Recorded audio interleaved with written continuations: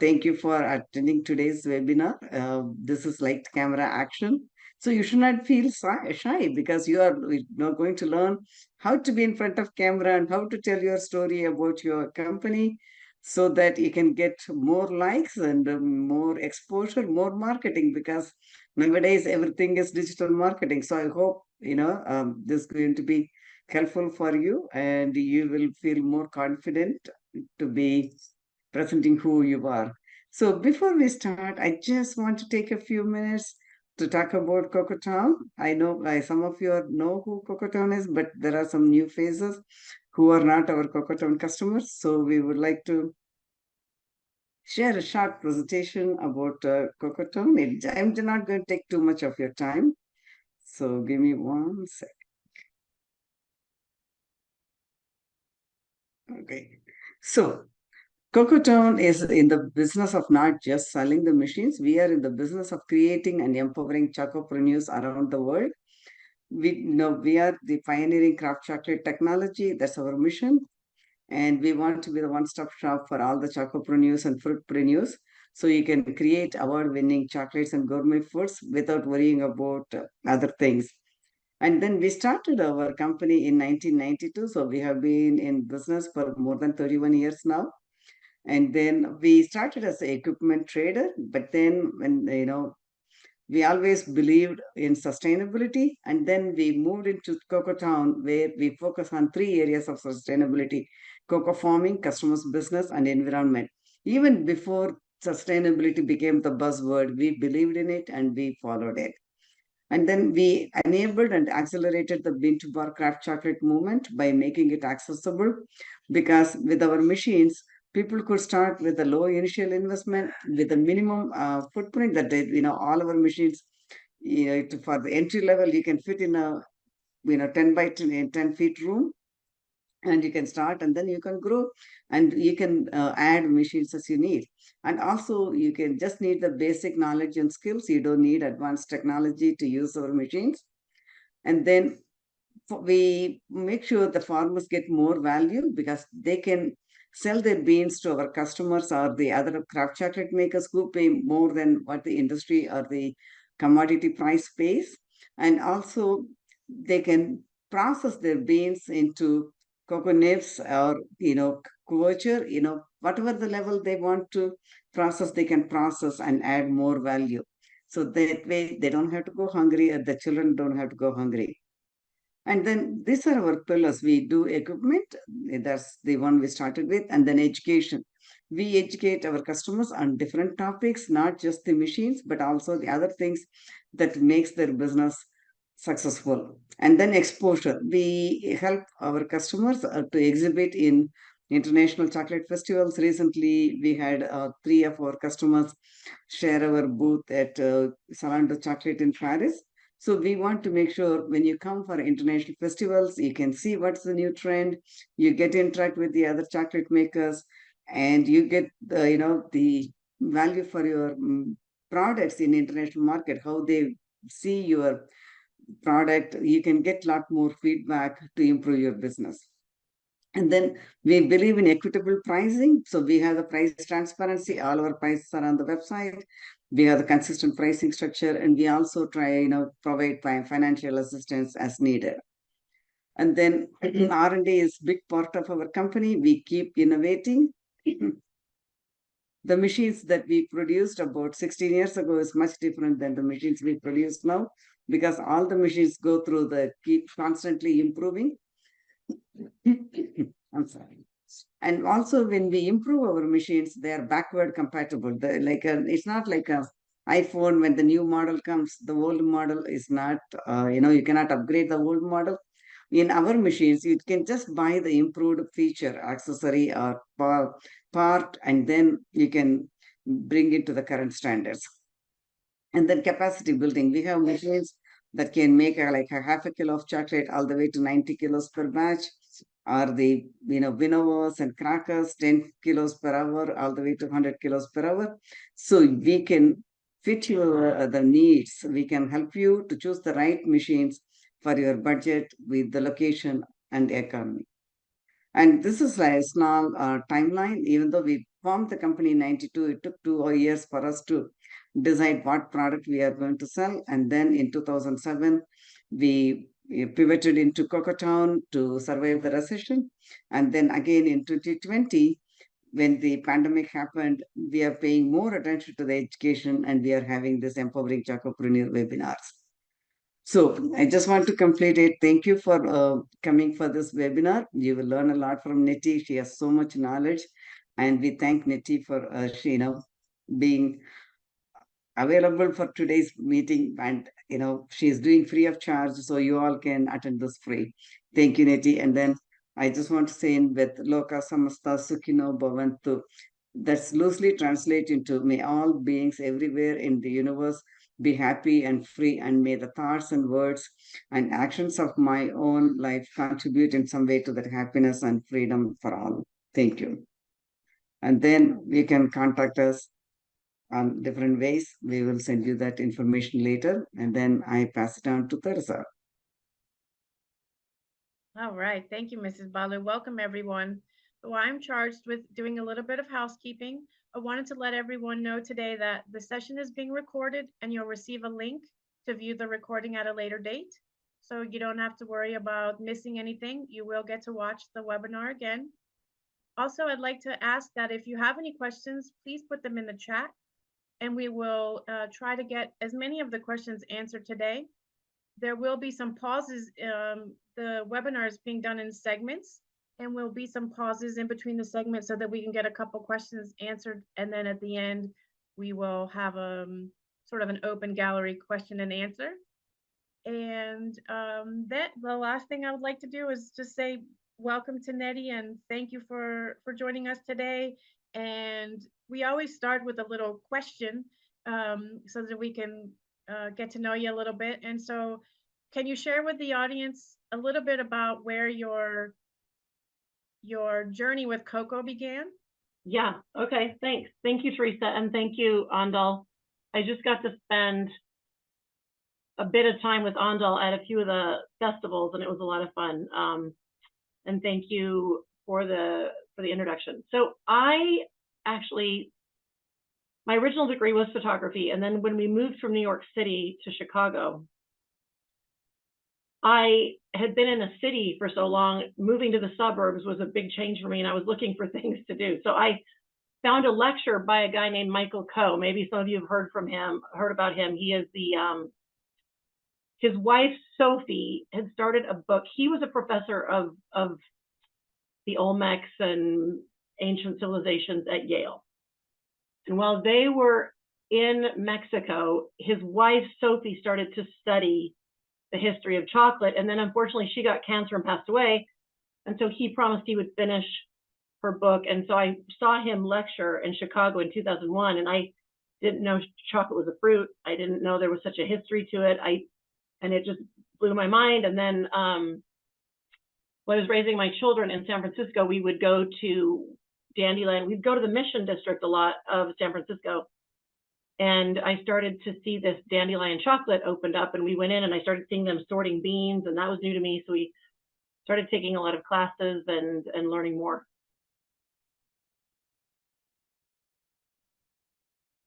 All right, wonderful. Thank you so much for sharing that with us. So with that, I would like to turn the virtual floor over to you. And okay, so I guess I'm going to share my screen now. Yes, ma'am. Okay. All right, so can everybody see the screen? We good? Yeah, we can see it. I'm sort of getting a different view, so I just want to make sure we're all good. Okay. So thank you everybody for being here. I really appreciate it. I'm sure you all had a very long week, and it's Saturday. And so I want you to know that if you need to take a break, get some of your chocolate, get a drink, have some coffee, get up. My whole goal is that you learn the best way you need to learn. We're going to have lots of images to see. We're going to have some videos to look at. We're going to have a few different ways to learn. I also wanted to mention to you that I have found with working with Cocotown that they really do care about their customers and really want to see you succeed. And so if there is something that you find helpful in our lecture, just give us a shout out. You can give me a shout out on my Instagram, or give CocoTown a shout out, because they do put a lot of time into these lectures. Anyway, so thank you everybody for being here. All right, so I want to start with the very basics about photography. I'm flipping through a little too quick here. All right, so we're going to divide this lecture into 3 parts. There's going to be quite a bit of information, and so I want it to have some sort of organization so you guys can all follow along. We're going to have 3 sections. It's going to be light. We're going to talk a lot about light, and then we're going to talk about your cameras. We did ask you all to fill out a bunch of questions prior to being in class, and we have read through those. I've read through those. So I know how much light you have in your studios. I know about your cameras and some of your other questions. I'm going to try to incorporate those as much as I can. But feel free again to put them in the chat. I'm probably not going to see the chat as much, but Teresa's watching the chat, so she will make sure that we get some of your questions answered if we. But I am going to try to incorporate them as we talk. So I want to start with the very beginning. So we have all been telling stories since the beginning of time. People have been writing them down on cave walls. They've been putting them on, fig paper or deer skin. We've been putting them in burial chambers. We've been putting them in journals. We've been putting them in books. And we communicate with our stories. We learn through our stories. We tell about who we are through our stories. And so as your business, with whatever you're doing with chocolate, you have a story to tell. And so one big focus I want to have on this discussion today, and I am going to ask you to chat and put some comments in the chat. One big thing I want to talk about is that you need to think about what story you want to tell. Before launching into photos, we have to take a step back and think about, okay, what is my story and what do I want to communicate? The actual meaning of photography comes from the Greek term phos, light, and graph for writing or drawing. So the definition really with photography is writing with light. So you are going to be writing the story of your company in light, and so with light. So to help you do that, the beginning of this lecture is going to be focused completely on light. I want to show you this one more time because truly light will be everything for your photography. You can have beautiful chocolate, beautiful packaging, beautiful models. If the light isn't right, your photo isn't going to be great. You really need to learn how to study light. So in the beginning, what we're going to do is we're going to start going. I don't know if any of you can see when I move my mouse, you probably can't see it, but just look at this image I have up front on the screen for you to see. I want you to watch and see where you see the light. So just start imagining and paying attention to the light. Okay, if you didn't have light, this is what your images would look like. You need light to take a photograph, otherwise you're going to have this boring black screen.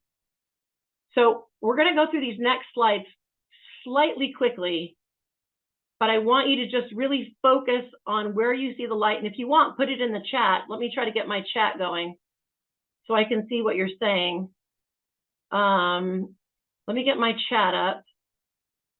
But we're going to go through these images kind of quickly, but please just start looking at where the light is and how the light affects the image. Now, most of these images are taken with my iPhone 4, and then I upgraded to an iPhone 12. There's a couple photographs that I took with my Canon camera, but most of these are taken with my iPhone. Because we're going to be talking about camera phones, I wanted to use all images from the phone. So let's go through these and sort of take a deep breath and just focus on the light in these images.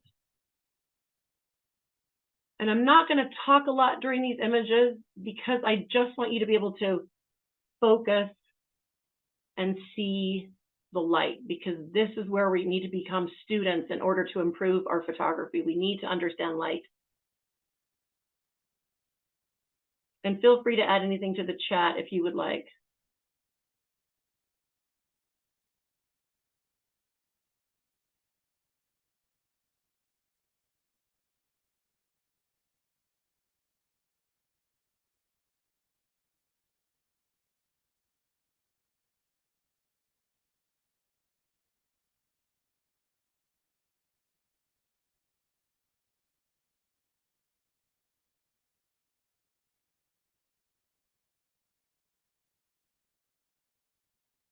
I'm going to make a comment on this one because, as you can see, this is the exact same photograph. Well, it's not the same photograph, forgive me. It's taken in the same location, but it's taken at a different time of day. So what do you notice? Oh, forgive me. We'll get back to that. What do you notice about the photo on the left? And please add comments to the chat. And is there one of these images that you like better?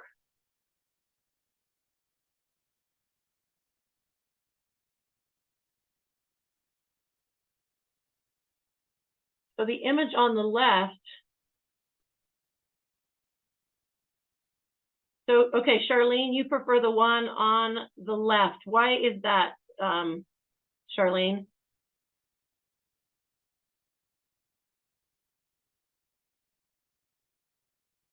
Yeah.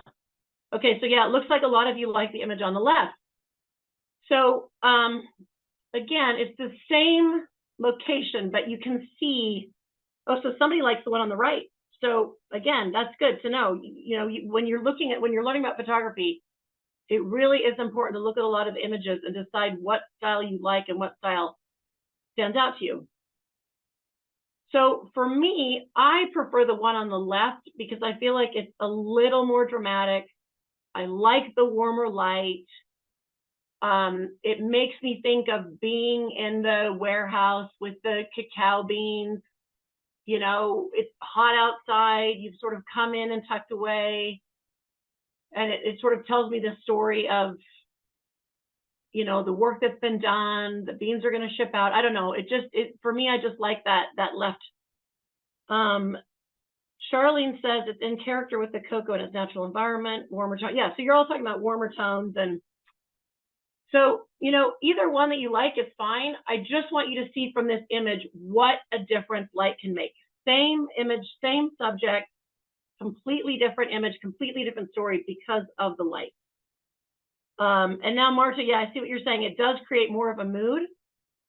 So, you know, the right one does have its story. The left has a different story. So just notice how much the light can affect your story. Okay, I'm sliding through these a little too quick. The tech is not always my strength. Okay, so here we have another image taken with my iPhone. Look at where you see the light. Another thing to pay attention to this image is how the light can help with reflections.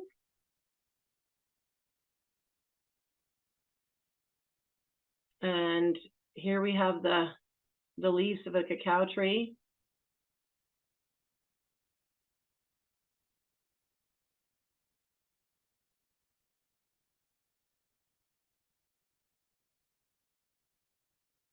All right, so these images, I do want to tell you the truth. These ones were taken with my Canon camera with the long lens. So these were not taken with the iPhone, but the main reason I wanted to show you was the quality of the light. So again, it's probably helpful to be more engaged if I have you engaged to see, like, what are you noticing about the light? And then I'm going to continue on to some other images where it's, you know, basically the same subject. And again, it looks different. So what time of day do you think this is? This is in the Dominican Republic at Zorzal Fermentation Center. And yeah, does anybody have any idea what time of day this is based on the quality of the light? So Kim, you're thinking morning. Drawing table on the right seems later in the day or early morning. By the way, hi, Kim. Okay, yeah, there's a diffused light. These are all really good. These are all really good, good guesses. So a lot of you seem to already understand that the best light you can get is either early morning or late at night. There seems to be an understanding, because some of you had asked this question in the survey that we sent out. People had asked, when do I photograph? Is it good to photograph out in the middle of the day? We're going to talk a lot about this, but it's not good to photograph out in the middle of the day, and I'm going to show you why. These images, if you can believe it, are actually taken in the afternoon as the sun is coming down, but it could be the morning. It really could be either one, because those are the golden hours. Early morning, beginning of the day, as the sun is setting, these are the golden hours. This is when you want to photograph, okay? Middle of the day is not going to be great for light and for images, and we'll talk more about this. Now, I want to show you this. I don't know if Sarah Barath is actually on our discussion right now in Trinidad, but I want to show you that these two images show a big difference, again, in the quality of light. And it might seem that I'm spending a lot of time on light and it's going a little bit slow. I tell you, the light will really make all the difference in your photos. So you see, I was able to capture Sarah while the light was low on the horizon. It was still setting. And forgive me, I just tapped my thing and it moves so easily. So the light was still, we still had light, but it was low on the horizon. It wasn't bright above her head. And it was warm and inviting. And Sarah was doing what she's doing. She's, cutting open some beans and investigating. And I thought this would be a nice portrait of her because it shows her in the field. And if you know Sarah, she's a botanist, and I'm not going to do a great job explaining everything she does, but she's usually in the field. And so I wanted to photograph capturing her, at work. Now let's look at the photo down below. And what differences do you notice in the picture of the woman also working? And forgive me, I didn't catch her name, but the woman also working in the same drying tent at Zorzal. This image was literally probably,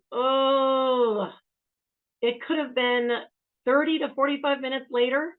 And you see how cool the light changed? So, the sun was going down even farther and the quality of my light changed so much. And so with this image, because the light was getting darker, I ended up having to overexpose. I had to give the camera. Yeah, so Shannon, thank you. The image on the right is harder to see, the person darker, less interesting. Thank you. I would agree. And I think it could have been an amazing image. I would have just loved this image had I taken it 30 minutes before, or maybe 45 minutes before, with the light coming through. We could have seen her better. We would have warmed up the roof of the tent, and it would have just been a much better image. So I did try with my camera to give it more light, and we'll talk about that more in the camera section. But if I had photographed when the light was right, my job would have been so much easier. And that's why I really want you to focus on learning when you should be using the light and how you should be using the light. Okay, so this is the children's book I wrote. And I wanted to show you again the difference in light. You can see how warm this is on the left and how cool it is. And we don't need to talk much about this, but you can see just a big difference. I find the picture on the left so much more interesting than the one on the right. The one on the right is just very cold, not that interesting. Of course, it's more interesting having it be in the cacao beans because it is about a chocolate seed. So the setup is more interesting, and it tells it's again, going to the story. It does tell the story because we're talking about chocolate seeds, and it's a photo of a book in the chocolate seeds, and so it is a more interesting setup as well. So with light and content, I prefer the left one. If anybody disagrees, totally fine, let us know. All right, I want to get into diffused light. So sometimes light can be really, really strong coming through really harsh. And do you see the curtains, these white curtains coming down in front of the staircase? Those are diffusing the light. So if you are in a situation, I'm going to show you some pictures. Thank you, Marcia. She said, wow, gorgeous. This is at the Chicago Art Institute. We used to live in Chicago. So this is, you can diffuse light, and I'm going to show you this later on with pictures I took of a friend. But just remember, if you're having, you're photographing in a place with really harsh light, it's going to be hard to do maybe on site. You could still do it on site, but always remember we can diffuse the light with some fabric. Okay, this again, check out this light. I mean, of course, the architecture in this building is incredibly interesting, but the light is what makes this picture, stand out and so special. And so take a few minutes to just, do you notice? Of course, it's like your eye follows it right to the back, but you see it lighting up all the staircases. And look, it's even peeking through all those railings. Light is everywhere and peeking through. And sometimes because it's so common, because we see it all the time, we're not aware of it. And so I sort of want to bring that magic and wonder back to the way you see things. Here again, we have some light. You see the difference between the light and the shadow and how that adds to the composition. This is a funny story. We were at a Christmas light show here in England a couple of years ago, and my son disappeared. He's 18, so he's not like a small child, but he disappeared a few years ago. And at this light show, we were like, "Where is Spencer? Where's Spencer?" And all of a sudden, I turned to the left, and he was right in the spotlight of these lights. They were shining on this house where they had the light show. I thought that was so hilarious. So there he was, right in the light. And you can see now, when something stands in front of the light source, you get a silhouette. Again, here's some more light.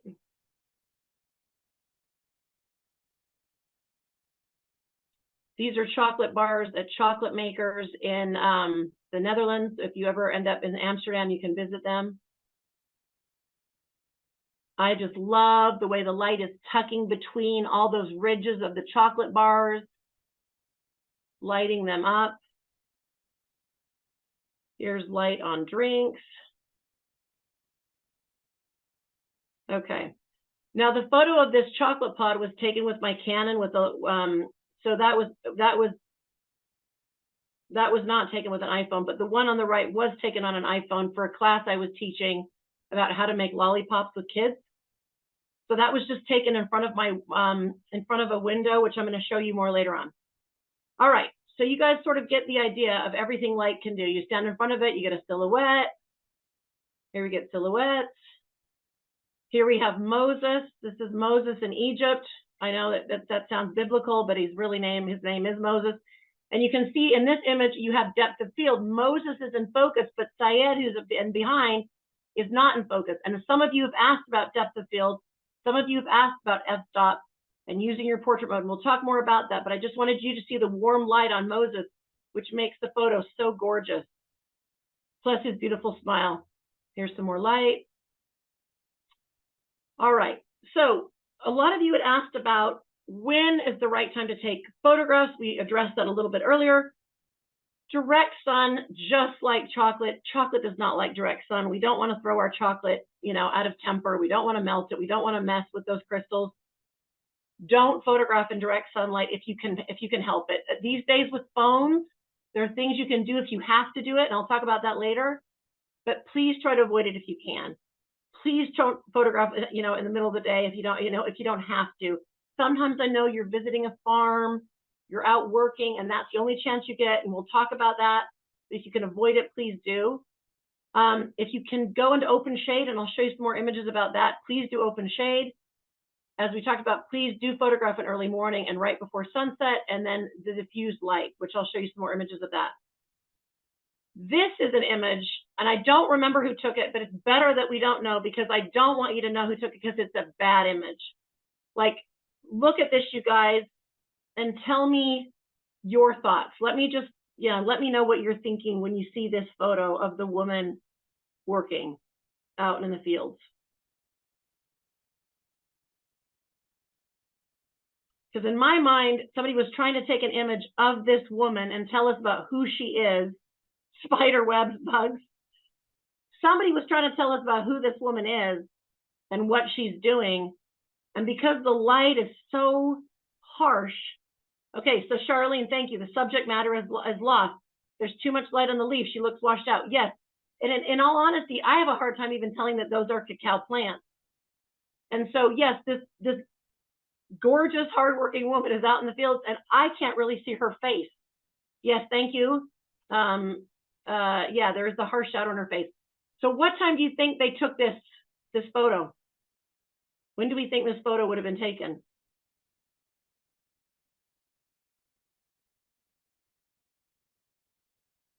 Yeah. So if you ever wanted to do an experiment, like go into your bathroom mirror or something with a flashlight and shine the light on top of your head and move it around your face and see the different effect, or shine it under your chin. And you can just see, you know, this photo could have been gorgeous if they did it early morning or late at night, depending on which direction the sun was. I don't know, you know, what is north, what is south in this picture, but if they had time to figure that out and do it early in the morning or late at night, it would have been a much better image. The other thing you can do is just flip the subject around to be in the light. And I'll show you that right now. Okay, so these are some more images from Zorzal, from the Dominican Republic. And you can see these were taken in the middle of the afternoon. We were all out, it was the middle of the day, and I was trying to take some pictures. Now, I don't love these pictures. Here's Ramon, and here's Altair, and they are both in deep shadow. Some of you had asked if it was a good idea to have a flash. Look, with our iPhones and with our Samsung, with our Google, we have that light flash, but it wouldn't have been enough in this image. So let me just look at my notes so I'm not missing this, because some of you had some really good questions. So one of the questions was taking pictures outside. When is too much light? So the middle of the day is always too much light. The middle of the day is always too much light. It casts a big shadow. You don't get to see the brightness in the eyes. You don't get to see all the details. That being said, Charlene, the chocolate midge, is on this discussion right now, and she was with me in the Dominican Republic, and she had a different iPhone. I have an iPhone 12. I know several of you from the survey have a Samsung. Several of you have, I have the actual numbers, but a lot of you have a Samsung, a lot of you have a Google, most of you have an iPhone. Now look, I have an iPhone 12, and I have never, ever loved my iPhone 12. I find the video on it is okay, but the images tend to be muddy. And so I have never loved my iPhone 12. A lot of the images you saw before with the light were my iPhone 4, some were my 12. I've never loved my 12. Interestingly enough, Charlene was taking with the 13 these same images, same moments, and hers were much brighter. There was a lot less, the shadows were not so dark, they were not so strong. Somehow with her iPhone 13, I just want you to know that I haven't tried it out a lot, but I did notice a big difference from Charlene's iPhone. And what I can show you later on Instagram is I'll ask Charlene to send me some of her images and we can compare them for you. So with Instagram, I'll try to follow up with more ideas and more principles, just because it's a lot to take in one day. And so just to continue to support you on this journey, I'll keep posting some of these. So had you had a flash, this image on the left could have been much better. And I have seen people, interestingly enough, with the big SLR cameras in the middle of the day use a ring flash. That's a topic for another day, but it would have lit up Ramon. It would have lit up Altair. It would have made a difference. The shadows on Sarah on the right are not quite as strong, not quite as bad. But again, it doesn't have that beautiful golden light quality. Some of you had asked me, let's get to that question a little bit later. Okay, let's move on. All right, so do you guys see what is happening in this picture? We were in the Dominican Republic. It was the Cacao Latitudes masterclass. And we had been trying to take profile photos of everybody, and we'd been running around the fermentation center trying to learn and trying to get photos, because if you have the, you know, once in a lifetime opportunity for many of us to go to a cacao farm, to see a fermentation center, you just want to take advantage and take all the pictures you know, take as many pictures as you can. So by the end of it, somebody had decided, oh, we should get a group photo. Well, I think you can all tell what had happened by now. The light had gone down, and you see just how cold the light is. So when I used to work in New York City, I only worked in studios that used natural light. There was occasions that I was on photo shoots that had artificial light.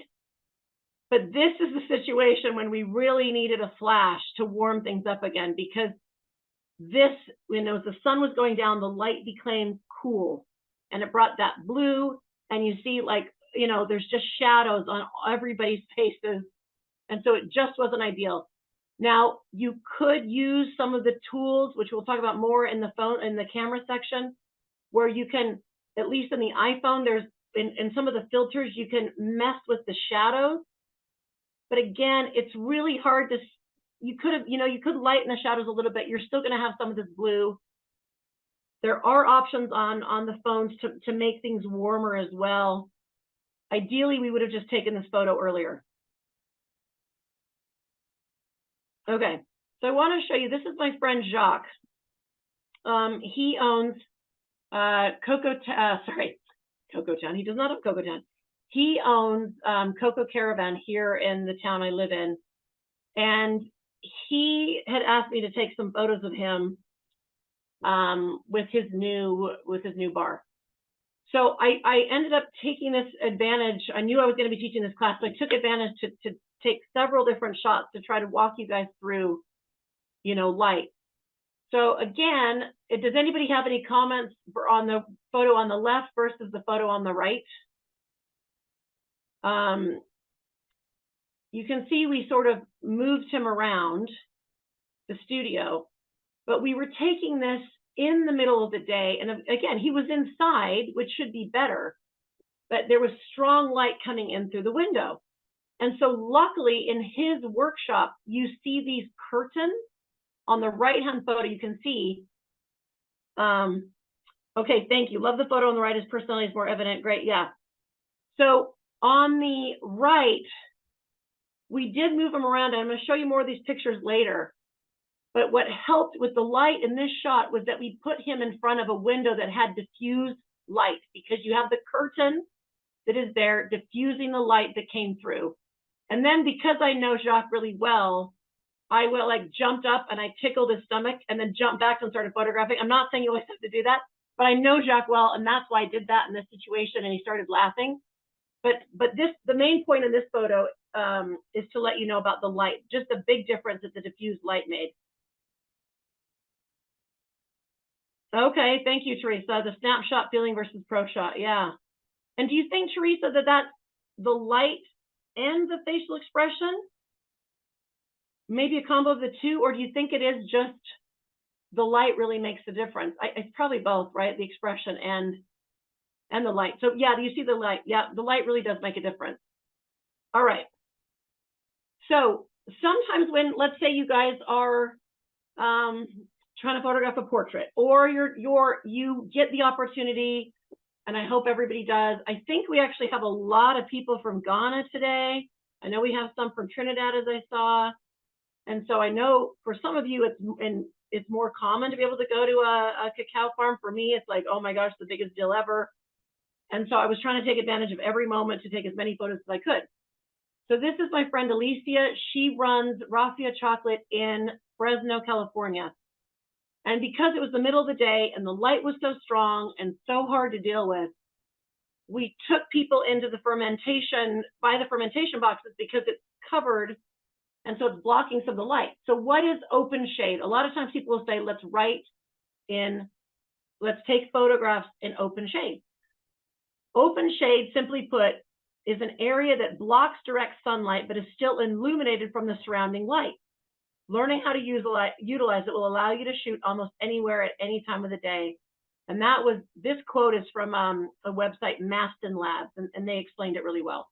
So we were able to get some portraits of people that, you know, Alicia could bring back and put on her website of her being at a fermentation center or using in classes she teaches about what she does. This was taken in the middle of the day, but we had that open shade, you know, making it so the light wasn't strong and bad shadows. A lot of times too, your problem with portraits can be solved really easily by just turning somebody around, you know, and just facing the sun in a different way.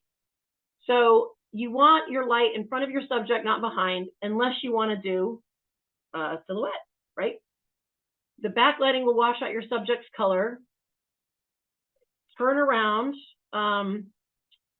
Let me show you. This is my son.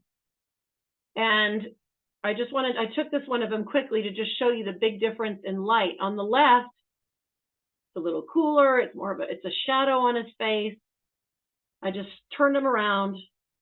It made a difference in the light and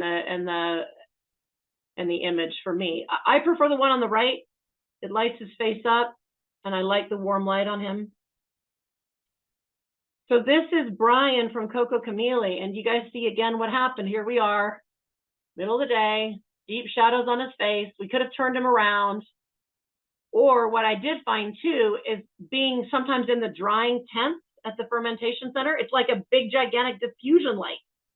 So if it is the middle of the day and you wanted to get some photos of people, bring them into those big, I know not every cacao farm has this sort of infrastructure. If it does, take advantage of the fact that these big white tents end up being a good diffusion light. This is Chuck, one of the founders of Zorzal, and these big tents can be a diffusion light coming through with the white. This was taken in the middle of the day. All right, I want to show you a video because I wanted to get profile photos of a lot of people in the Dominican Republic, and we had a short amount of time. We literally had about 15 minutes. We had, I don't know, 5 people to photograph, 4 people to photograph. And so I want to show you how we ended up solving this. I'm going to show you this video, and then I'll talk to you more about it.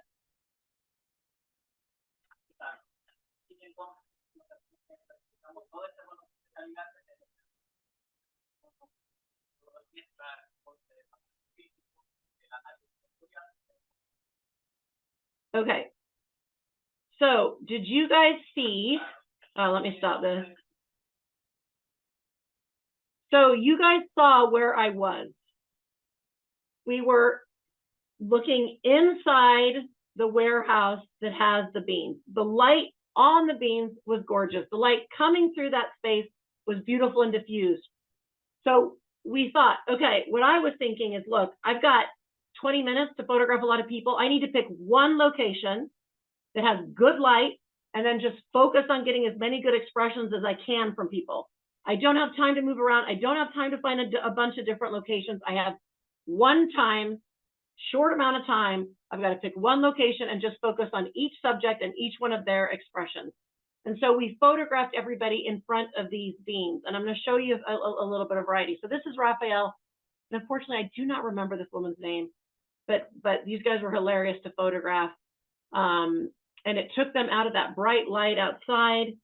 Let me show you.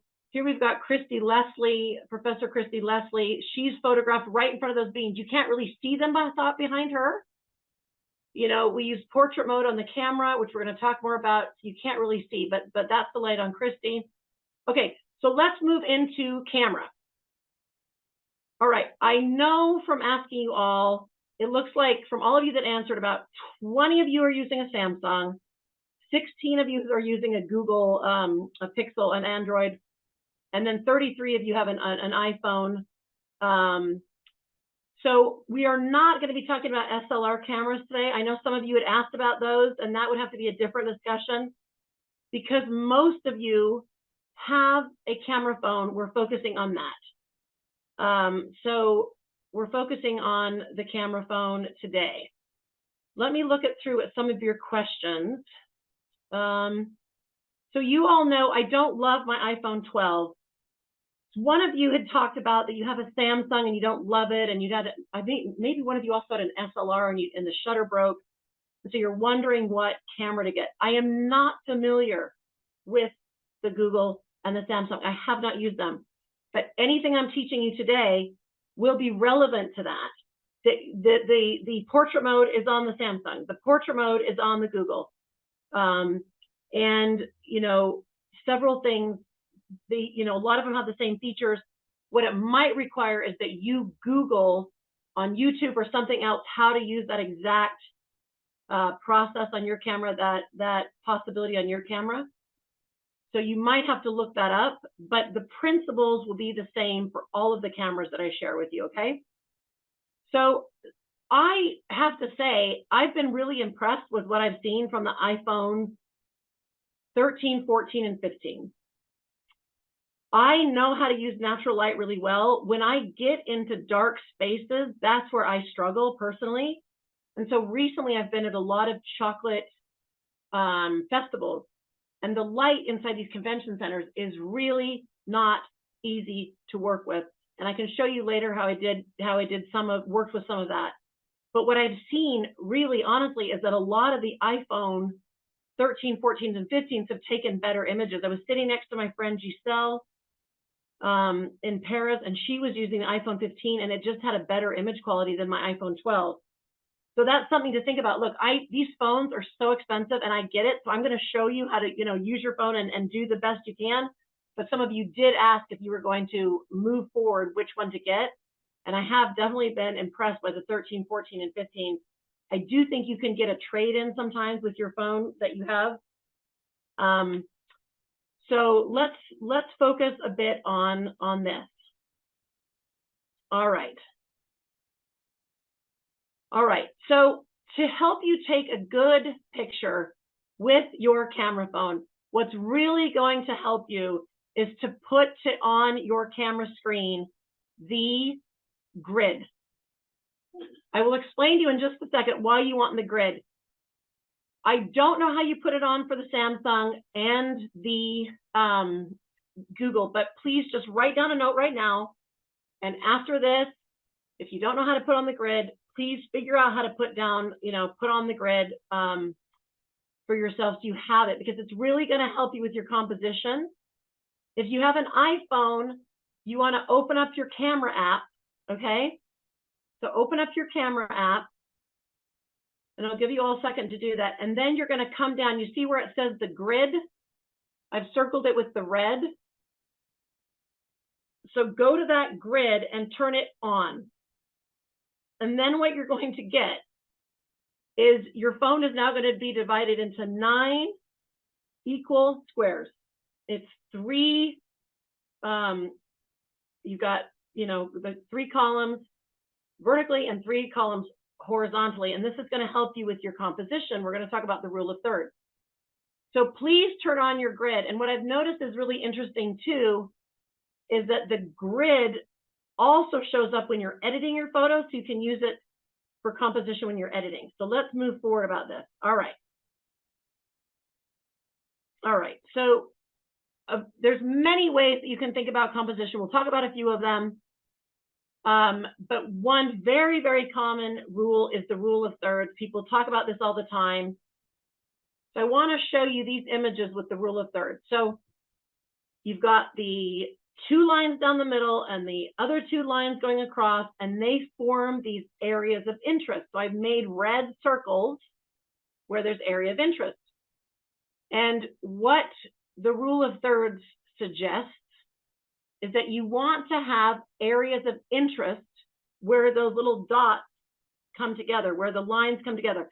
That doesn't mean you have something of interest at every single dot. That can be too much. It just means that please try to put something of interest where those circle, where they come together, where the lines meet. So please try to have something of interest, and we'll keep talking about this. All right. So I just took this in Paris of this gentleman who was selling chocolate at the Salon du Chocolat. So you see that we've divided him into the rule of thirds. Where do you guys see? Oh yeah, the pixel has, okay, thank you, Laura. Thank you so, so much. Exactly. Okay, so it is the golden ratio. That is what it is. So thank you for telling us. Laura is telling us that on the Google phone, it has the 3x3 or the 4x4 or the golden ratio to help you with your composition. So if you do have a Google, please write down a note and look more at that, because it will help you with your composition. So, so you see this gentleman here, when you're going to these chocolate festivals, I mean, there's just so much going on, so many people everywhere, so much chocolate. And so I try to just get this guy sort of isolated and make it about him, because every time I passed him, he was trying to pass me chocolate. And so you see, I didn't have an area of interest at every intersecting dot, but I do have his face in this. You can see where, you know, his face is at that one intersection to add some interest. And to me, it adds some balance to the photo. Let's go here. So I told you I was going to tell you more about these photos. So here I was just moving Jacques around, taking a lot of different photos to show you that when you are photographing people, this grid is going to help you, okay? And you also just have to move people around and try a few different things and find the right light. So I don't love either one of these pictures, okay? And you see, I sort of have him in the middle. He's not at one of the intersections.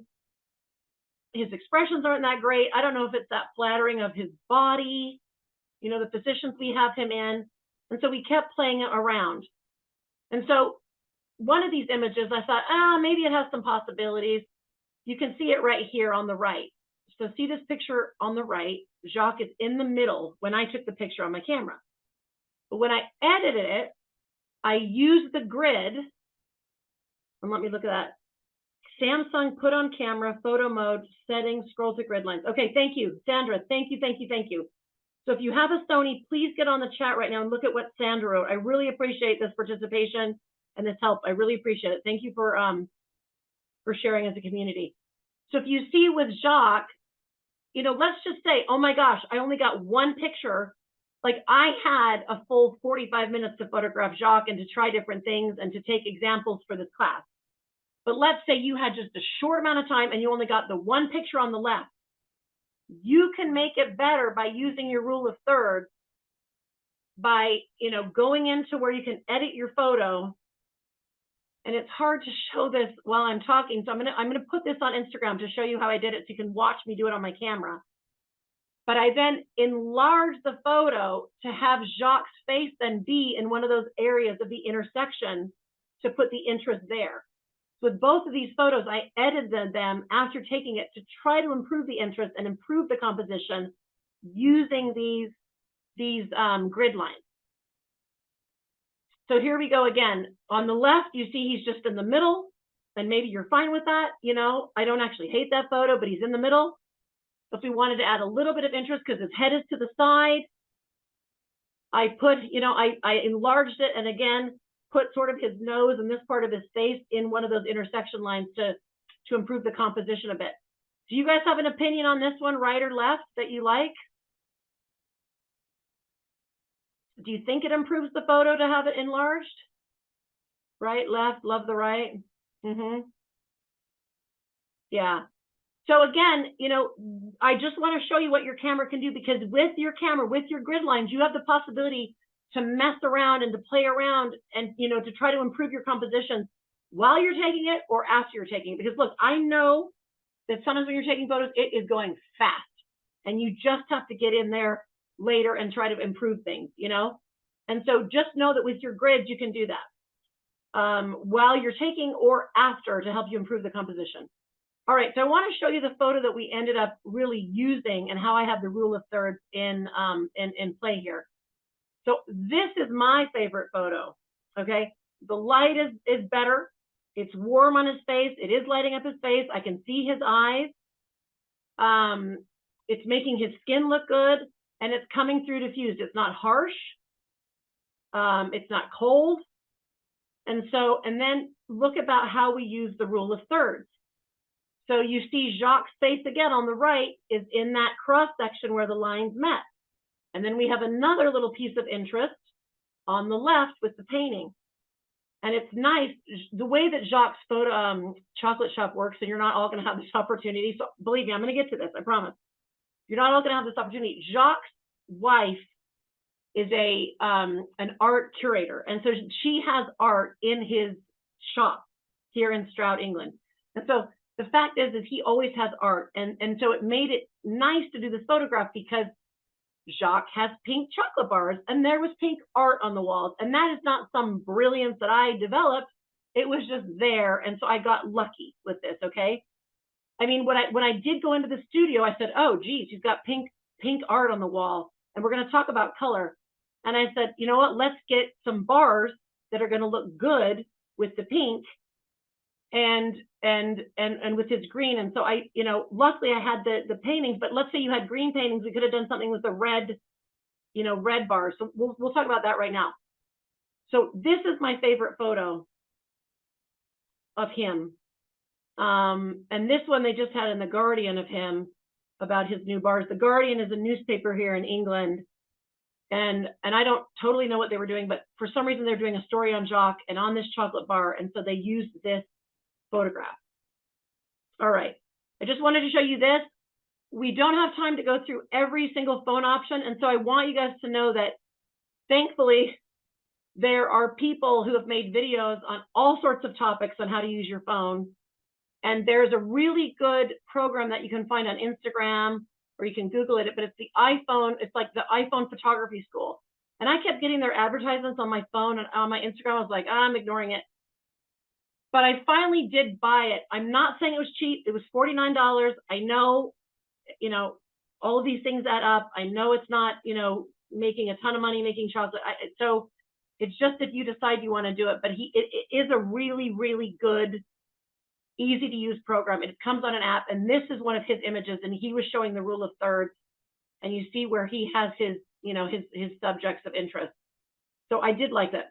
Okay, another composition idea I wanted to give you guys is framing. I know we have somebody here from Copenhagen. This is a common shot you see in Copenhagen of, all these beautiful houses. You can make it slightly more interesting by stepping back and looking for something to frame it with, maybe a tree. This is these arches. So look for framing. Is there some way you could frame the image to make it more interesting? Again, here's framing. We could have just taken a picture of this building. The light is gorgeous, isn't it? The light is perfect. The sun was setting. The light is gorgeous. We could have had a good picture, but it seemed like stepping back and getting the framing made this picture better. So for your compositions, think about the rule of thirds, think about your lighting, and then think about maybe adding some framing. Okay, I have blank slides. That's fun. All right, so some of you were asking me about aperture, depth of field, and stay with me if you've never heard these terms. I know they can seem very overwhelming, very intimidating. Aperture, depth of field, and f-stop, okay? They all tie together. Let me be honest. I studied photography. I have a degree in photography. I have no idea why we call it f-stop. Your f-stop is basically your aperture. So your camera, the amount of light. So look at this chart right here, as you see on my presentation. The amount of light you let in your camera is your f-stop. Do you see this? So f1.4. The lower the number, the more light it's going to let in. So f1.4 is letting in the most light. Okay, let's keep going to the right. You see that f22 is letting in the least amount of light. So you have a diaphragm in your camera, and it's going to open and close and let in more light or less light. And then, so let's just stay on aperture. I was going to talk to you a little bit about shutter, but let's stay on aperture. So it's going to open, so obviously if it's 1.4, you're letting in more light. What's the effect of that? You're letting in more light, but it means you have less depth of field. Now, what is depth of field? It's what is in focus and how far you have the focus. Let me just show you this next slide, and then we can come back to this if we need to. So the more open your camera, the more light it lets in, the less depth of field you have. And some of you had asked about that because, of course, we all see on Instagram, we see these pictures where the beginning of the photo is in focus, but behind it's all blurry. We especially see that in portrait mode. So when you have it wide open, you're going to have less in focus. So see this chart. Here's the photographer. The bear is in focus, but everything else is fuzzy. Now, if we made the lens close down more, tiny, tiny, tiny, to 22, I have more depth of field. That means more is in focus. So I can see more in the image. And there's different reasons why you would want to do this. What are some reasons you think you would want a short depth of field in your photography with your chocolate or with your portraits? Why would you want short depth of field?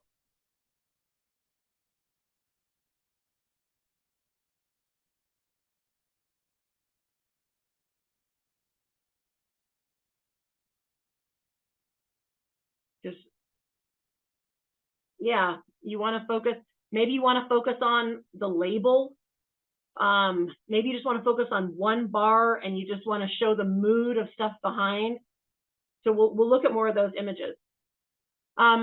So just so you know, a lot of you on your cameras will have capture texture and character, focus on the shape of your creations, yes. So, and it can also make the background less distracting, right? Like if my photo, if you guys remember, there was Moses on the ship in Egypt. I wanted my photo to be about Moses. I didn't want my photo to be about Syed. And so I want Syed to be blurry in the back, and I want Moses to be in focus in the front. And that's what depth of field helps us do. And how do we do depth of field on our cameras? How do we use our phones to do this? Our camera has the portrait setting, okay? So some of you, oh yeah, so here we are again with Moses.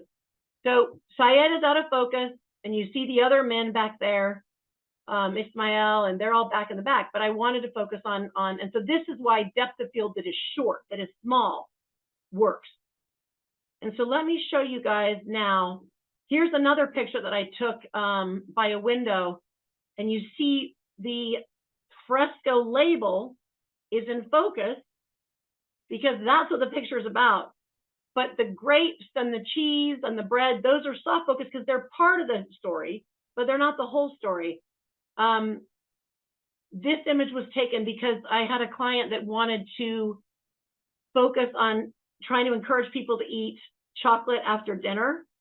And so, you know, I put this together. And so, yes, I wanted to have the focus be on the chocolate, but have some of the food to tell a bit of the story. So you see that it's in focus. So let's talk about how we did this. I'm going to actually show you this video because there's no reason for me to reinvent the wheel. This doesn't have any sound, okay? So if you're not hearing sound, it's because it doesn't have any, but just watch what he does with an iPhone to work with his depth of field and to work with his aperture. Now, again, this will be possible to do on your Samsung. This will be possible to do on your Google.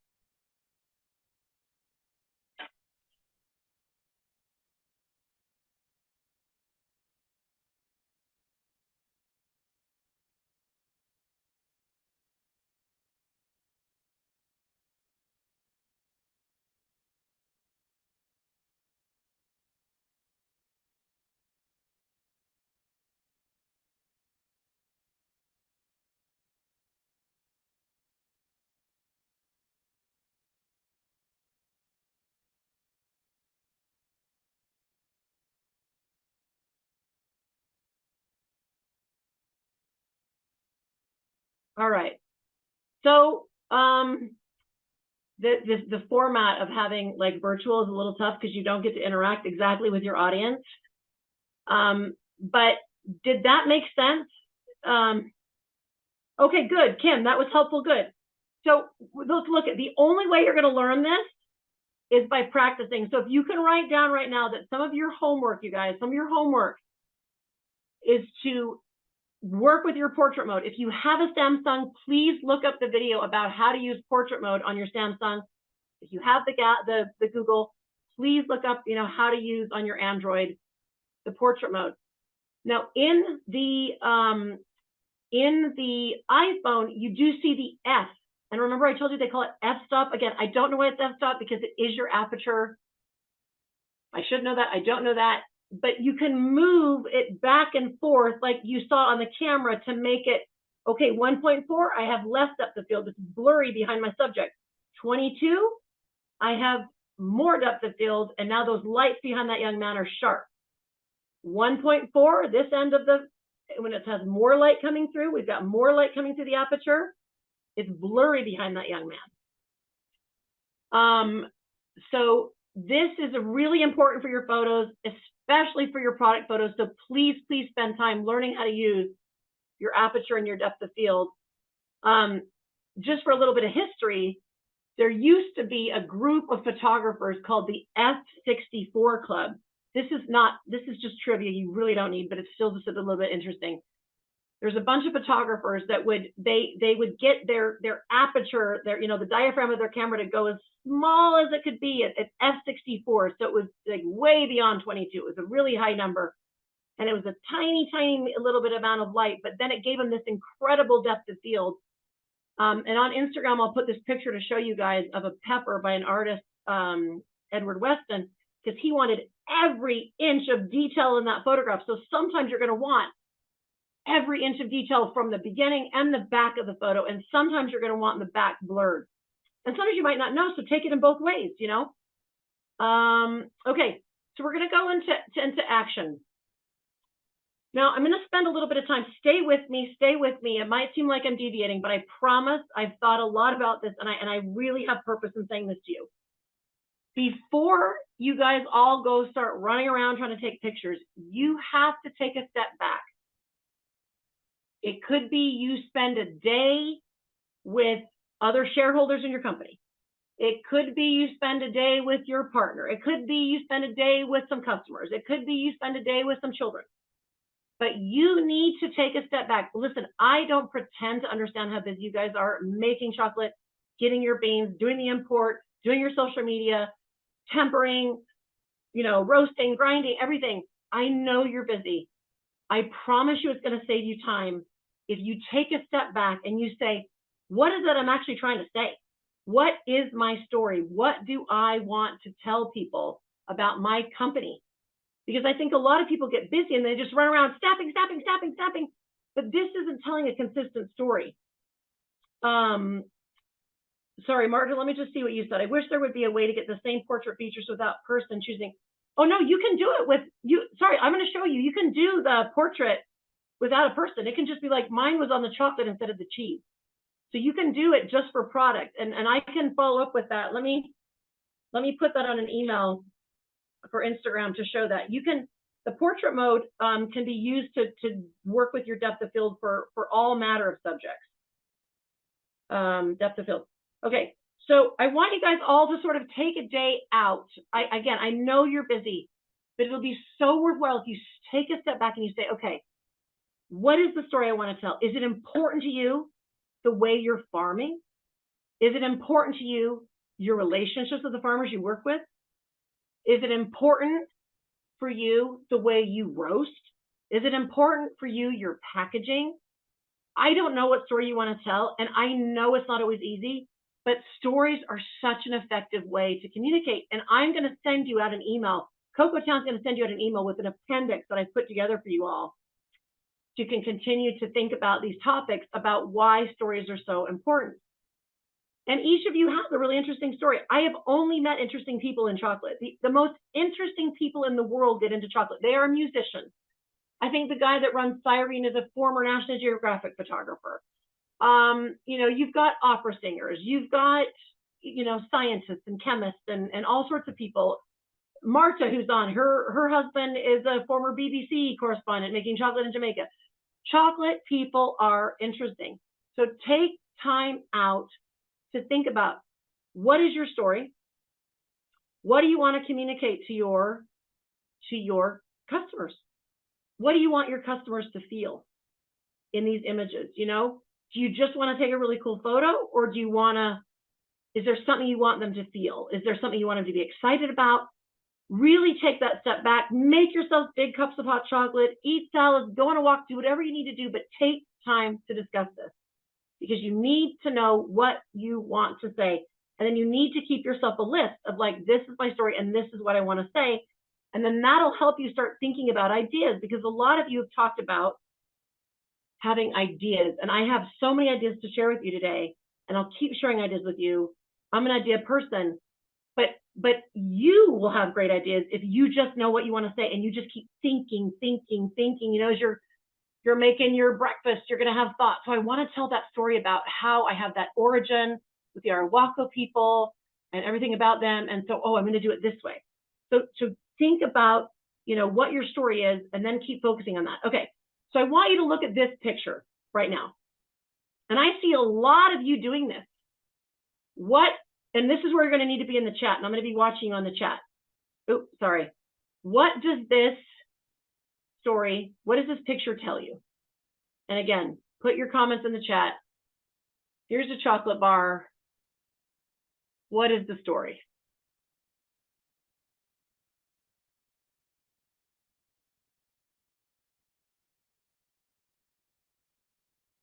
Amazon.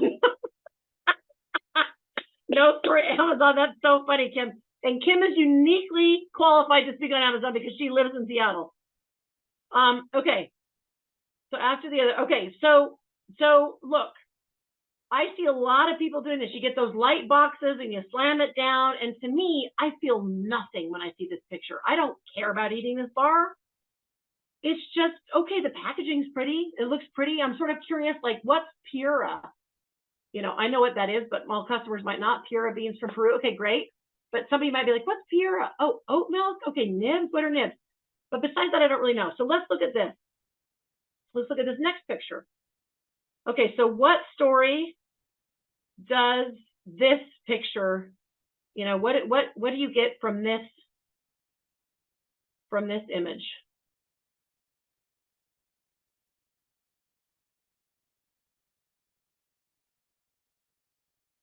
Chocolate is gold. It has so much taste.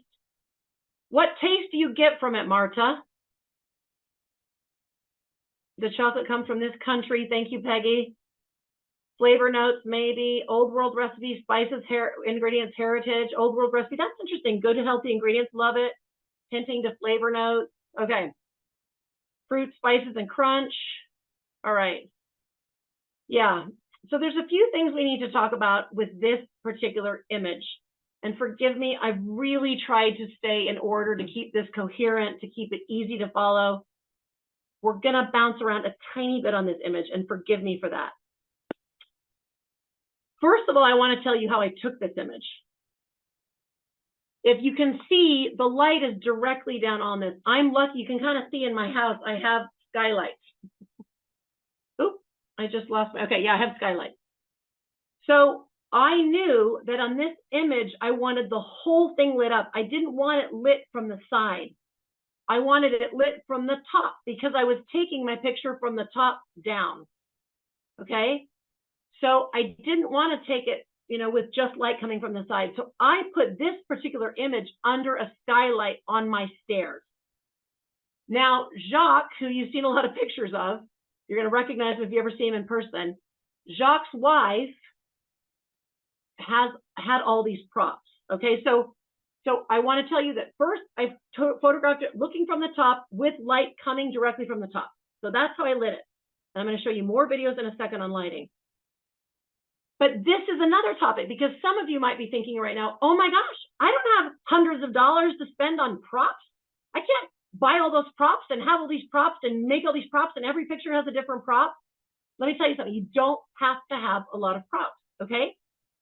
What I want you to do, I don't know if any of you have looked at the Fever Tree. Fever Tree is a company here in England. It's by Martin O'Dare. You guys all sent me a lot of the photography you liked. And I looked through some of them. You sent me, you know, the different photographers you'd like to follow on Instagram. So one that I like to follow is Fire Tree. Fire Tree is, we get it here in Jamaica. You get Fire Tree in Jamaica. Great. So if you look at Fire Tree, again, put this in part of your homework. You will see that even though they have different images, they use the same props over and over and over and over and over again. So let me take a step back. What I want you to do is to look at a lot of images and see what stands out to you. If you want to make it into a Pinterest board, if you want to put it into a Canva mood board, and if you don't know what those are, send me a message on Instagram and I'll walk you through that. I want you to collect images that you like. Like, let's say you were going to change the look of your house. You would look at other photographs of people's houses and say, ooh, I like those kind of color tiles, or I like that color floor. And so collect what you're attracted to, because that's going to help you decide on your particular style. So first of all, you need to know what you want to say. What is your story? What's the story of your company? What do you want to communicate? What story will you write with light? You have to decide that. I had a client that drove me absolutely crazy because he just was like, take pictures. And then he was never happy with what I took because he didn't know what he wanted to say. And I was like, how am I supposed to know what you want to say? Like, I can't get in your brain. This is like some psychological torture. So, you know, you've got to decide what you want to say. And then you've got to decide what is your style. So Firetree has a similar style in every photo. The photos change, the subject changes, but they use the same cup, they use the same book, they use the same things. So one idea, and I'm going to give you a few more, one idea is that you go to an estate sale, you go to a garbage sale, like not a garbage sale, garage sale, you go to a secondhand store, you see if your mother or your sister or your aunt or your brother or your friend has stuff they're not using that you could use for the next, you know, couple of months for your photo shoots. And you start gathering props that call out to you. And you gather them, and you don't have to have a ton of them. You don't want to clutter your house. You don't want to clutter your life. But invest in a few purposeful, but don't invest in them until you know what style you're attracted to, because I don't want you to waste your money. Your money is precious. So pick your style, decide on that style, take some time. And again, I know how busy you are. I know it's fun to have more on your to-do list. I just insist on this because I know it'll make a difference. So another possibility that I want you guys to know, okay? I was talking to Becca, who does the photography for Choco Larder here in England. And she was saying that they had to freelance a photo they took, and the woman paid $30, 30 pounds, I'm in England, 30 pounds for pumpkins. So I want to give you a few other ideas about using props. If you start walking around, you know, in the summer, in the fall, during the holidays, whatever holidays you celebrate in your country, if you want to, you know, sell chocolate based on that holiday, look around, like, what do the stores have for their decorations? What do the hotels have for their decorations? What do even the grocery stores have for the decorations? And can you just simply take your chocolate bars to that location and photograph them in that location with those things?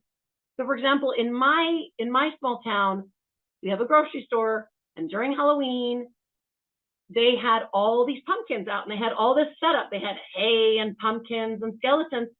And so I wasn't prepared, but I could have gone over with chocolate and just popped it in and taken some quick pictures. If you don't feel like that's honest, just exchange chocolate with the people, right? So just exchange chocolate, because I want to show you, I'm going to skip ahead a little bit to show you, because this is relevant right now. So I had a client who only wanted to photograph they wanted to focus on the packaging of the chocolate they're selling. So it's Cocoa Runners in London with Spencer Hyman, and they just redid their website. So they wanted to just focus on doing images that were very simple of the packaging. So let me tell you what I did. I didn't want to spend a lot of money on props, and they didn't want to spend a lot of money on props, but my children wanted to go shopping at a bunch of flea markets. And I don't really like shopping, especially I don't really care about shopping. I don't enjoy it. And so what I did is I thought, well, I want to be with my children, and while they're looking at stuff, I could bring a bunch of chocolate bars and then just find interesting things to take pictures of when I'm out at the flea market. So I just took a bunch of chocolate bars with my iPhone, and I just kept placing them at different locations. And then actually none of the store owners said anything to me. Like, one of them I was talking to, and I told him what I was doing. He's like, oh, great. But you can always give them chocolate. People will always, always, always be happy to have chocolate. So you can always exchange them with chocolate to say thanks. So let me take us back here. Okay, so again, let's just review that. Please decide on your story. Please take time out. Please take notes. Please keep a spreadsheet, whatever you need to do. And then please decide, what is the style I like? Whose images do I like? And then invest in some of those props for your photos inside, because you're going to do photos inside. Now, some of you do not have light in your studios. I was talking in your workshops and where you are. Several of you have only a few of you have a lot of light. I know working with chocolate, you don't want a lot of light. A few of you have some light. A lot of you have none. So I haven't forgotten that, and we're going to keep getting into that. But let me start here, and then we're going to move on to that. All right. So I was just in Paris for the Salon du Chocolat, and we had dinner close to the Eiffel Tower. And I've lived in England for a long time, and so the Eiffel Tower isn't that far away from me, so I've seen it a few times. And so, to be honest, I was like, do we really want to go see the Eiffel Tower? I know that sounds very spoiled and horrible, but I've seen it a lot because of where I'm located in the world. There's other things I haven't seen a lot, but I have seen the Eiffel Tower a lot. And so we walked over there, and I decided, well, you know what? I'm going to look at this a totally different way. I'm going to focus on every little piece of metal in this Eiffel Tower. I'm going to look at, there was somebody who had to produce that metal. Every single piece, they had to produce it. Then people had to put that metal together in all these different ways. Somebody had to design that. And I just looked at the incredible nature of this tower. There's a reason why this tower is iconic. And the reason I'm telling you this, it might seem like I'm going off on a tangent, but I'm sharing this story with you because I think a lot of you are around chocolate all the time, every day, all the time, all the time, all the time. And so sometimes it can lose its wonder. It just doesn't, like, chocolate is magic. You look at a cacao pod, you know, chocolate is magic. You think about what cacao has brought to each one of us, it's incredible. And so I think sometimes because of the commonality, we see it every day, we're around it every day, it doesn't seem as magic. We can't see the wonder anymore.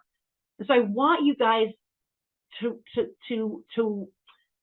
try to reapproach your work with some wonder. And I'm going to share some ideas for you with that. And so I want to show you this. I went to Paris. When I was in Paris, what I did was, and some of you might not, feel brave enough to do this, but I promise, do it anyway. People will love it. So I literally went around Paris and I just asked people if they'd let me photograph them with chocolate. And there were some people that said no. They said, no, I have a certain job or this, I can't be in pictures. But I just took out some chocolate and I went and I just asked people, I said, hey, I'm trying to do this class and I want to show, the people coming to my class, people images with chocolate. Because look, these people are going to look at chocolate with completely new eyes because they're not around it every day like we are. And so I met this lovely couple from Canada and they let me photograph them on a bridge in Paris. And so I literally just gave them chocolate bars. And then I said, just eat them and talk together. I gave them some ideas. I said, oh, do you want to smell it? Do you want to break it? Do you want to look at the packaging? I gave them some ideas and then they just sort of had fun together. And then I just let them go home with the chocolate. And so back to the story, this is when we're going to talk about the philosophy of what you want to take your photos. What do you want your customers to feel? How do you want them to feel when they look at images of your story, of your chocolate, of what, of what you're doing, of your organization, of whatever? How do you want your customers to feel? And so I can assure you that the work you do is magic. These people had so much fun eating the chocolate on the bridge, laughing. I ended up sending them the photos. That was another gift I gave them. We ended up having a great time together. I'll show you, we took this picture together on the bridge because we ended up becoming friends and they said, come see us in Canada. And they were excited to try new chocolate. And it's going to probably be a memory they don't forget. So my whole point in this is, yes, you need to photograph in your workshop. If you don't have enough light, you're going to go somewhere else to photograph. But please get out of the confines of your workshop. Please go other places. Realize there's a big world out there and there's so many places we could photograph. So these are some other images I took of people eating chocolate. This young man in the middle is in Paris. This is my nephew. I had to go to Salt Lake City recently, which is where I'm from. So I photographed my nephew eating some chocolate. These are some of my husband's coworkers eating chocolate. You know what? Again, we made sure the light was good and we gave them chocolate and we took pictures. Okay, so I want to get into, again, when you're getting out into the action and you're going to take your pictures, you're going to think about your story, you're going to come up with your style, you're going to be aware of the light, what's a good time to take photos. And then when it's time to take some of these images, maybe in your studio or outside, please be aware of the way colors interact with each other. Some of you were asking about this. How does color interact? So have you guys all seen the color wheel before? Again, this is where it's hard on the internet, is like we can't just interact immediately, but I imagine some of you have seen the color wheel, some of you have not seen the color wheel, but the complementary color schemes use two opposite colors on the color wheel. Monochromatic color schemes use 3 different values of the same color. Analogous color schemes use 3 adjacent colors on the color wheel. Split complements use a color and the 2 adjacent tertiary colors of its complement. Okay, that's a little complicated.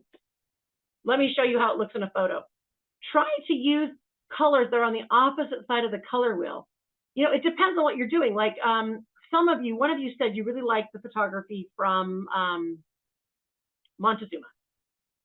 And Montezuma tends to sort of stay monochrome in their pictures. So they might have a blue bar with purple, you know, or if they have orange, they'll stay in the orange zone. You can look at their Instagram after this. They'll sort of keep it very slick. It's, you know, it's just very slick, very simple with these bright colors, okay? Or you can go on the opposite side. And I'm going to show you some examples. So look, this is a Jordy's bar, and see how it's green and yellow on top of red. What do you guys think of that?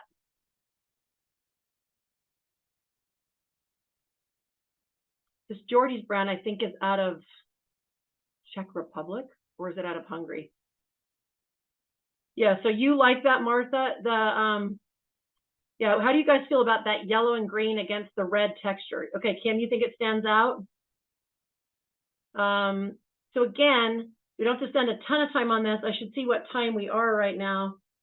Ton of time. Okay, so yeah, thank you, Teresa, on the time check. Okay, so see how it does help it stand out a little bit? Okay, so be aware of your coloring. And I know some of you had that question. Look at, this is like an iconic photo. You all know this photo. I'm sure you all know this photo. This is Steve McCurry.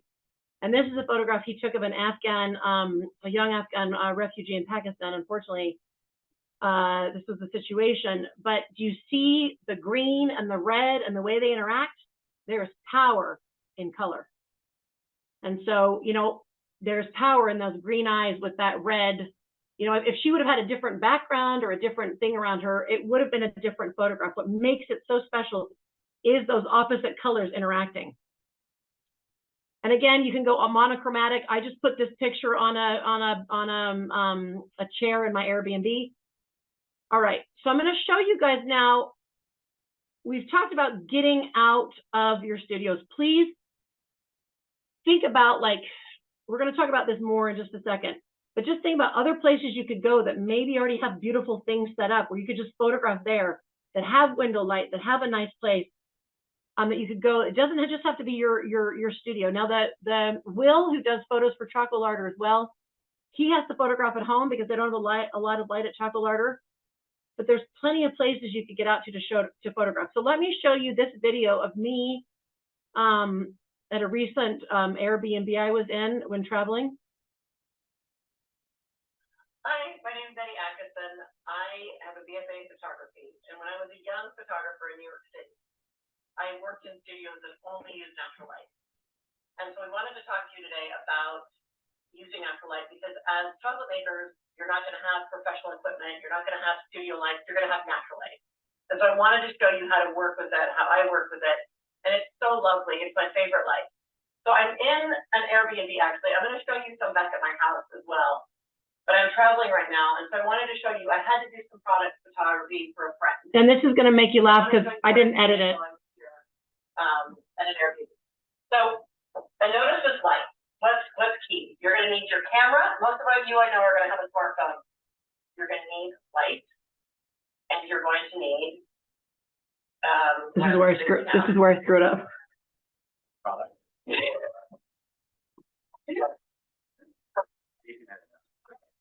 going to need your light.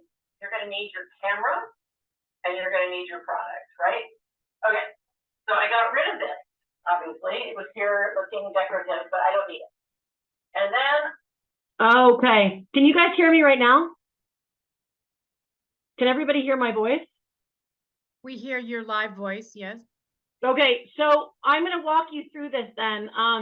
I'm going to try to turn down, because it sounds like a lot of you can't hear. So would it be too annoying, you guys, if I talk while we're going through the video, just because I just want you to see where I'm photographing through the window? But if not, we can move on. I've got plenty of other content. Let's see how this goes. And then if it's too annoying, we'll just, so I just want to see that I'm moving the table in front of the window. I'm just trying to get this window light so I have some source of light. So I put it right in front of the window because this is our light source. This is Okay. the key to tell our story is this light. Photography again needs. Let me try to just forward this a little bit. It's not. Now I did come prepared. I knew. So I brought on this trip a towel because I knew I had to do photography for Coco Runners, and so I brought this towel, and I knew I had to take a picture of cheese And I was lucky because my Airbnb and chocolate. a water jug, had a few things that I could use, but I ended up taking. So I had some props with me. And now we're going to go in close, and you can see how the light affects the chocolate on this. I don't know how well you guys can hear me, and I apologize about that. There's always technical stuff. The client I It was have working. wanted to show, they're trying to have people eat chocolate after dinner. So I took this little picnic. I brought these images, these products right here to take my image. You can come show them the light. And we just used right here on the table. Okay, so you guys all see the quality of the light on the products just from the window. So that's what I really wanted you to see. So as long as you have a window, and you know, it's going to help. Now, all windows are not created the same. You know, depending on the time of day, there's going to be better quality of light or worse quality of light. So that's going to be you having to learn where you are and where you photograph. You know, I know that there's certain hours of the day that I can take photographs downstairs in my house. As the sun gets low enough, the light's not going to be good. So you're just going to have to get to know your area.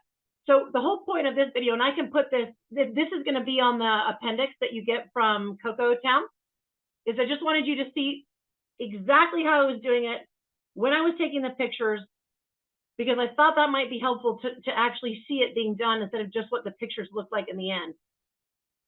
So the next one, so this shows you some of the results of those photos. So this is you just saw the setup I had. And I went out in the morning and I bought cheese and I bought grapes and I bought bread. And then I laid down the tea towel to give it some color. And also, again, going back to color theory, I knew that those colors, that blue and that purple, were going to look good together. You know, they have it in the towel. And so then I had to sort of play around. I had to put down the cheese, put down the grapes. And the Airbnb I was staying in luckily had a lot of glasses and things. I bought those flowers. Usually Airbnbs don't have stuff like this. I was lucky. And so I did buy the cheese and the bread, and then I just had to keep, one of you had asked me, how do you know what angle to do? You know what? I don't know what angle to do. And so so again, I employ these principles. I make sure my light is right. I make sure I know what I'm trying to say. I make sure I know what my style is. And then I lay everything down, and I truly just have to move around and see what are good, what is not, you know. And I tell you, Teresa from Coco Town and I were talking about this, about just how much time you sort of spend deleting photos or going through photos and deciding which photos you like. And so, you know, I'm showing you these pictures because I took a picture from the top looking down, and then I got down low and I used the portrait mode on my camera so that the front fresco was in focus. And then I can move that F to the side so we're open as wide as we can be with our aperture. And so everything behind was blurry. And so I did on top, having everything sharp, and then I got down low. And then there were some where I had my daughter go behind the picture with a glass, and we just had to keep playing around. Photography is experimenting. You know, you're gonna You're going to go in and you're going to have to move around and just experiment. And you're going to get one shot you like. You're going to get one shot you like. Just, you know, take as many as you can, and you're going to get one you like. All right, I want to show you this. It looks like the videos aren't working, so I'm not going to show you the video. But again, this is in the idea category. So sometimes we get bored, like, oh, I don't know how to set up my photo. I've already laid stuff down on those cocoa sacks. I've already put pictures on cocoa beans. I've already done that picture. And so we're like, I'm not inspired. I don't have any ideas. I don't know where I want to take the picture. So for this picture, what I did is, again, Cocoa Runners wanted to just show packaging. And so when I was at my Airbnb, it actually had this really interesting little mirror. I didn't come up with it. It was just there. And so I thought, this is already an interesting architectural space. How could I take advantage of it to take an interesting photo? So I brought over the same flowers. Again, keep reusing props. This is not like, you know, Kate Middleton's dresses where you cannot wear the same one twice or you look terrible. Use the same props over and over again because it's your story and it's consistent and it looks good on social media, to not be like every photo is completely different. This one's red, this one's green, this one's blue. So I just used those architectural elements, and then I wasn't sure what looked better, having the chocolate stacked, having the chocolate spread out. Oh, look, that chocolate looks ugly because it's too big of a chunk. And so then I was like, oh, let me just throw it like that. And but I didn't know I had to play around. And so then, oh, look, I like that one better where the chocolate's a little bit there. The stack was too stagnant. The other big chocolate looked messy. And so I just played around and I used this architectural element that was already there. So is there a hotel? Is there a shop? Is there your friend's house? Is there another beautiful shop, another beautiful restaurant where you could go and take advantage of those architectural elements that are already there that you do not have to create? Okay, so I used to work in New York City for a photographer named Maria Robledo. And Maria Robledo was one of the pioneers of using natural light in the studio for professional photographer, you know, professional photographs that were going to be in magazines. The reason I'm showing you this picture, do you all see in the back, the carrot is leaning on a linen background? Do you see that linen background? Because some of you have been asking me about good angles for photographing chocolate.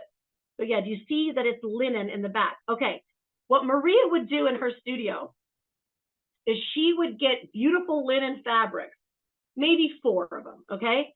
And she would wrap them around wooden frames. So if you think about like a wooden frame, and she would wrap like 4 or 5, you know, she'd have 4 or 5 of them of different colors in linen that she would then use as a background in her photos. So this is an example of what Maria did. So in the back of that, you might not be able to tell, but that is linen.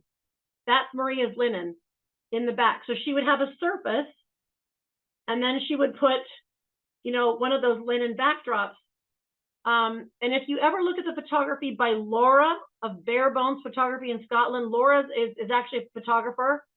So follow her Instagram because I think she has a very consistent style. It might be too simple for some of you. It's very clean, very slick, but it looks consistent. And she just has different backgrounds that she uses over and over again when she's in her studio.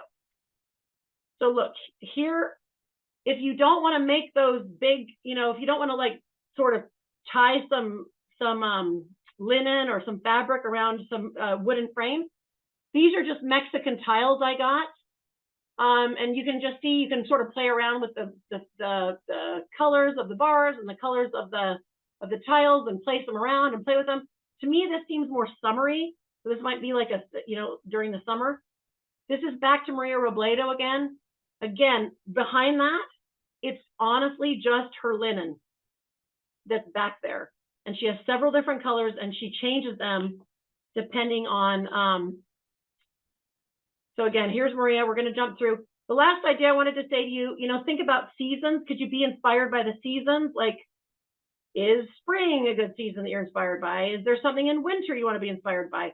But the one thing I'm just going to say to you quickly is I would seriously set aside a time after you've decided your story and take like 6 to 7, maybe 8 photographs at one setting that you can then keep using for your social media because you'll already have the props out, you'll already be in the zone, you'll have all your chocolate there, and you could like set aside a day, you know, And then maybe that's the photos that you use for the next 3 months on social media.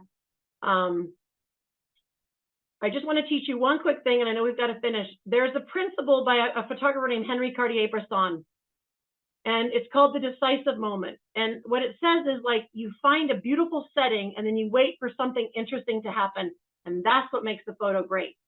And so if you see this, here's this building, this guy comes by, it makes the photograph a little bit more interesting. Here we have this, the staircase is sort of boring alone. You add a person, somebody walks up the stairs, boom. So I just waited for somebody to walk up the stairs, boom, the photo's a little bit more interesting. Here's this image. I saw, framing through the door. I said, oh, that's so interesting. That's so beautiful, but it's sort of boring. And then I knew if I waited, again, with this principle, decisive moment, something would happen. So I just kept waiting as people passed. And I took that photo. I think, Teresa, we probably need to get into questions, unless I had one question for somebody. Somebody had asked me, hey, when I'm at site, like at a cacao farm, and I want to take a picture of somebody, what should I do? Because should I pay them? Should I ask them? What do I do? So that's a tough thing. Before I went to Dominican Republic, Cacao Latitude sent a letter saying, please ask people before you take photographs of them. I totally get it. I totally respect it. This ended up happening. I was like next to all the cacao trees, and all of a sudden this guy walked by. I was like, I just took this picture. I only got literally one picture. I was like, whoa, it was perfectly framed. He was around the leaves. He had the bucket, and I just took it. And then he was gone. And so I haven't made any money from the photograph. And so I haven't made any money from him. So I haven't paid him any money, but I'm sure I could find him if I made money, right? Because he's just right by Zorzal. But I had 1 second to do it. I'll show you another one. I was at a museum, and I walked out, and all of a sudden there was this woman in her silver dress sitting in this setting. I didn't know who she was. I haven't made any money from the photograph, but I just really quickly took it. And so there's sometimes you really cannot ask somebody or pay them. And so I haven't made money from these, but if I made a lot of money and I couldn't find the person, what I could do is pay it forward with a nice gift or a nice, to something else. But there's just moments you're just going to walk up and there's just a beautiful photograph of somebody, because here we have, again, the color theory. We have these beautiful oranges with her yellow and the red. And I just walked up, and she worked at this museum, and I just was able to get that picture.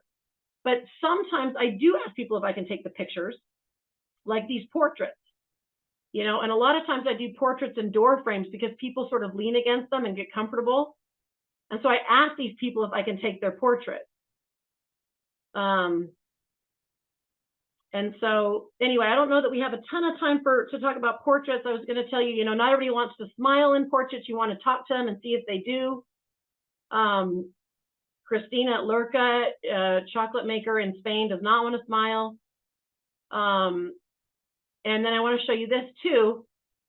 Sometimes in every photograph, this is Matt Caputo. They are the biggest distributor of craft chocolate in the U.S. And if you look at these, this is really interesting. He looks like a different person almost in every picture. So when you do portraits, take as many as you can. Just make sure you get good light. I only had like 30 minutes with him and his wife, and we only had like their office, and we just had to try to find where there was light. So finding where the light is going to help you decide where to take your picture. A lot of women, we don't like how we look, and so having us in action is almost better. This is my friend Giselle. I think she's drop dead gorgeous. She was like, we all get shy doing our portraits. And so, we had sort of these stagnant pictures, and then we just started laughing and having her move around. And so sometimes if it's women, or just be silly and move around and see what you can do, and it improves the pictures.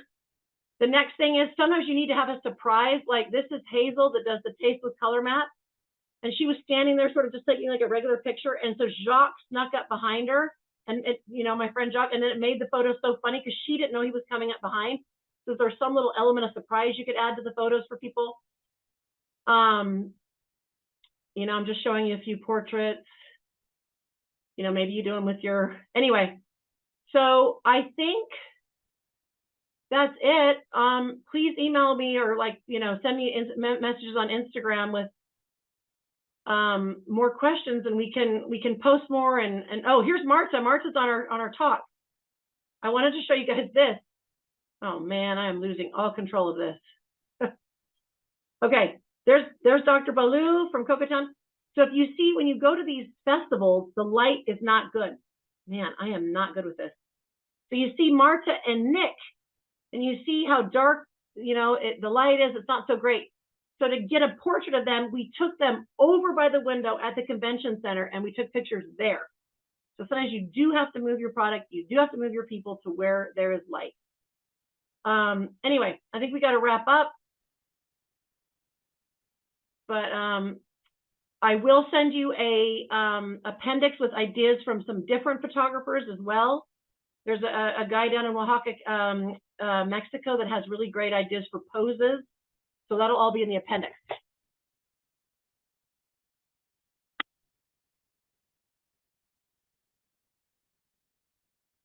Wonderful. I see you still have some slides, so if you want to Well, keep I just thought, I'm like, I want to be respectful because I know yeah, what I no, want. what Okay. I was going to say is if you want to keep rolling those slides until you Okay, so this is the photographer I really love named Frank Coronado, and you can follow him on Instagram. And the reason why I love him is that he will show you several different ways where you can have people you can put the question, please.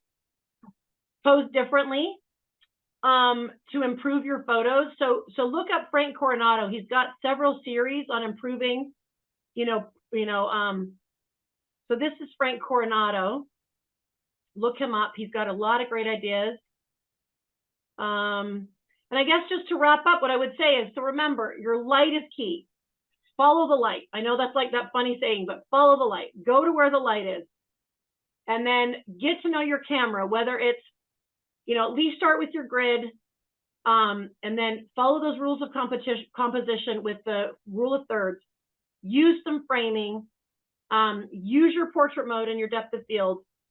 And then get to know your camera more, either with YouTube videos or with the iPhone Academy School, and then experimenting.